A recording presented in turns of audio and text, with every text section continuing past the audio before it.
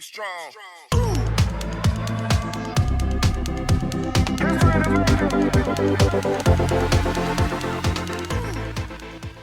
عارفة ان الفيديو ده هيبان تافه بالنسبة لستات كتيرة جدا، بس في بنات صغيرة كتير قوي هنا. انا حابة انها تتعلم مني حاجة حتى لو كانت بسيطة، فمعلش حتى لو واحدة بس هتستفيد.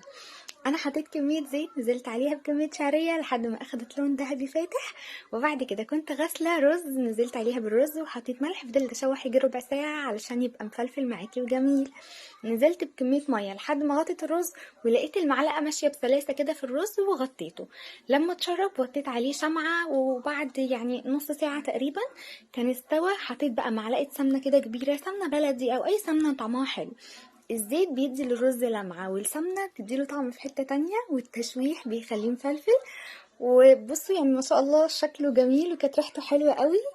عارفة ان هي حاجة بسيطة، بس يا رب تكوني استفدتي ويكون الفيديو عجب.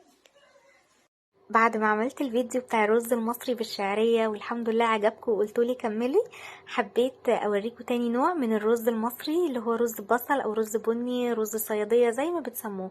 جبت حلة فيها كمية زيت، عليها كمية بصل، فضلت احمر في البصل لحد ما اخد لون بني غامق بس مش محروق، عشان اي حاجة بتتحرق بتتمرر. ونزلت عليها بكمية رز، وكنت بوريكم ان الرز مش بيتغسل عشان محدش يقولي مغسلتيهوش ليه.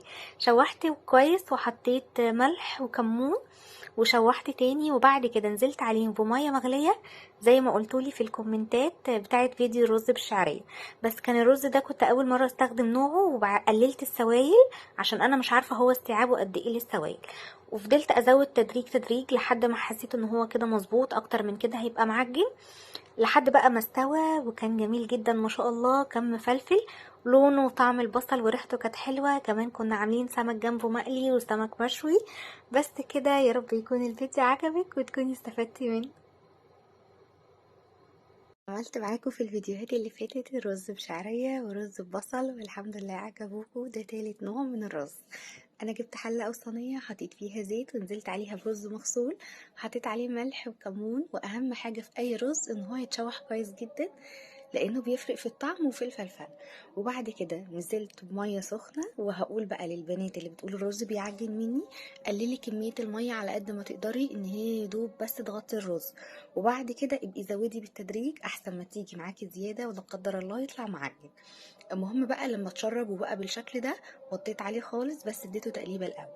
وبعد ما استوى واتاكدت ان هو استوى، فككته كده من الجناب وقلبته. وبعد كده نزلت عليه بمعلقه سمنه كبيره، زبده، اي حاجه موجوده عندك. والخطوه دي بتدي لاي رز طعم وريحه حلوه قوي قوي.